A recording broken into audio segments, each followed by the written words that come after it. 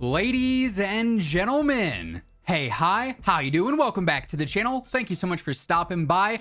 Not gonna lie, obviously the past couple of weeks for Call of Duty has been a pretty big bummer, honestly. Like, I feel like that's the best way to put it, right? It seems like all the news that's been coming out about COD recently has been rough. The cease and desists for all the community-made projects like X Labs and SM2.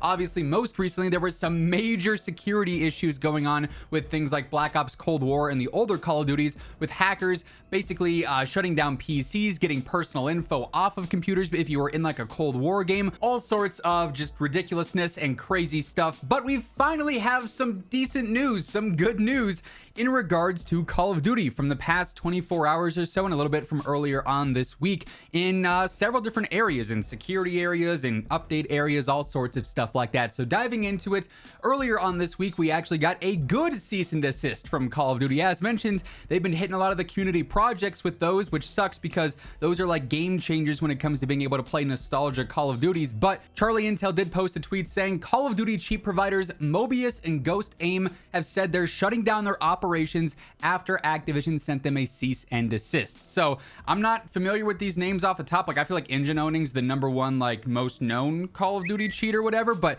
obviously they have the whole lawsuit going on now. Call of Duty is starting to target some other cheat providers now, and hopefully this is a trend that continues. You know, we see a tweet or two a week from Charlie Intel saying Call of Duty cheat provider this and that have said they're getting shut down by a cease and desist order, and we continue to see this come up because then it's just limiting all the options and making it more and more obvious where certain cheats are coming from, which then leads to easier takedowns for Call of Duty. So while some cease and desists have been rough recently and very disappointing from a community standpoint, this is one that is certainly a W.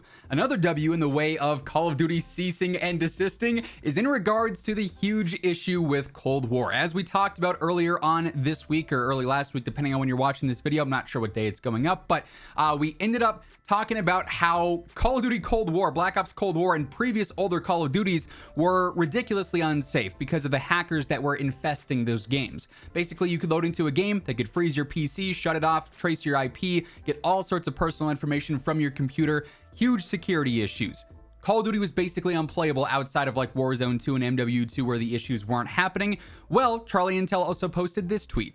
Activision Blizzard has sent a cease and desist to Lurgware. I'm not sure if I'm saying that right, and honestly I don't care because they're losers. The person behind the attacks on Black Ops Cold War. Not clear if this means the game is safe to play yet, but the person who is exploiting the IP hack and crashing the game has shut down their hack tool. So the important thing here is that we're not 100% certain if this is the end all be all right, you're free to go on to Cold War and other older CODs without worry, or if this is just one of many hackers and exploiters on the game that's capable of doing these things. But the big thing is that this is the main cause of the issues on Cold War and the main reason that so many people were unable to play. Anyone who was like streaming the old games was getting targeted, random players were getting targeted. So that's a W there. It's not the complete W, it's not like the entire situation is resolved right now, but it's certainly a very large step in the right direction. Now, as we continue on with the good news regarding Call of Duty today, quick reminder, if you guys are new here, every single day I'm your one-stop shop for literally everything going on in COD. Obviously, Season 4 is coming up here. Plenty of updates, patch notes, changes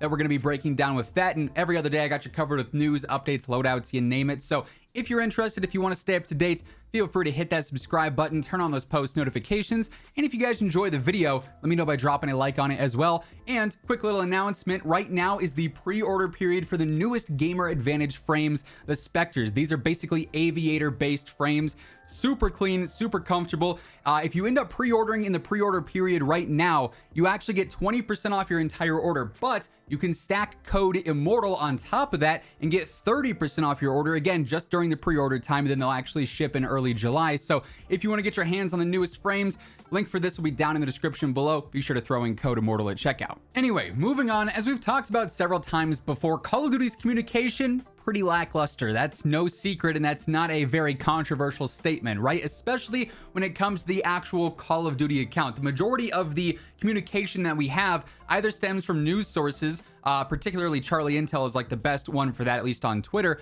or just the official dev accounts, the Treyarch account, the Raven account, the Infinity Ward account.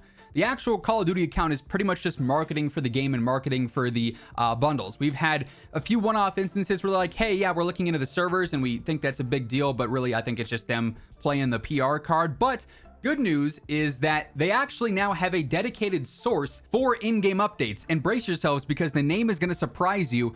It's Call of Duty Updates at COD Updates on Twitter. Brand new account that they've now, unleashed, I guess. They've opened this one up, and this is going to be a direct line of communication for in-game issues, fixes, patch notes, all sorts of stuff like that. So really, really valuable account here, and it's about time we've got an actual source like this. It's really convenient to have everything located in just one place rather than trying to bounce between Raven's account and Infinity Ward's account and so on and so forth. And you can actually expect that all the, tweets and things posted here are going to be related to in-game changes, not, random marketing or other PR stuff here and there. It's dedicated to keeping you up to date with what's being fixed and whatnot. And for instance, their first tweet actually relates back to what we were just talking about with the whole Cold War exploit and hacker issue. They say, we're aware of recent reports regarding exploits on Black Ops Cold War that impact a small population of players across all platforms. Investigations with partners began last week and are ongoing. So the cease and desist is out there. They're continuing to monitor this so that they can make sure there's no longer going to be these security issues on the game. And something that particularly stands out to me about this that I do like a lot is the fact that their first tweet was in regards to Cold War, not MW2, not Warzone 2, not DMZ. They're still caring about the older COD in this case. Now, for this instance, it's within good reason because it was a major issue, but it's still nice to see that there is actually thought going into some of the older experiences as well. And then real quick, just to round things out today, we did have a small sort of secret sort of back-end update go live in Warzone 2 yesterday to prepare for Season 4. Raven actually ended up tweeting about this, and you might have noticed it in-game right now. Starting as of yesterday and going through the end of Season 3, the Champions Quest is going to be enabled for all players in core Battle Royale modes. So this is basically the Nuke Challenge. Instead of having to win 5 games in a row now in Battle Royale, you can just jump in and do the Nuke Challenge right away. It means those areas are going to be super hectic and super hot, and the reason that they're doing this is because apparently in Season 4, they're going to be adding in new rewards for the Nuke Challenge, and it'll be going back to you have to win 5 games in a row, and then you can do the Nuke Challenge. I won't lie, I feel like this is a little bit of a slap in the face to those who did complete the Nuke Challenge previously, but it is what it is. There is now the chance to do the Nuke Challenge in-game if you want to until the end of Season 3 only. After that, it's going back to how it was up until yesterday. So just a heads up, I've seen some questions about that. Why is it active in-game? Am I bugged? Did I get like an exploit added to my account or something? Nah, it's there intentionally. It's just a little, extra update for the last week of Season 3. So yeah, with all that being said, that is effectively the long overdue good news for some things in COD here. Hopefully this trend continues and it's not back to the instant negativity like it was for the past couple of weeks. But hey, only time is going to tell that. Regardless, I'll be here reporting on the news day in and day out. If you guys want to stay up to date with everything, be sure to hit that subscribe button, turn on those post notifications. And if you guys enjoyed the video, let me know by dropping a like on it. Would be really appreciated, and it does really help the channel grow. But once again, thank you so much for tuning in, and until next time, take it easy, have an awesome rest of your day, and I'll catch you guys later. Peace out.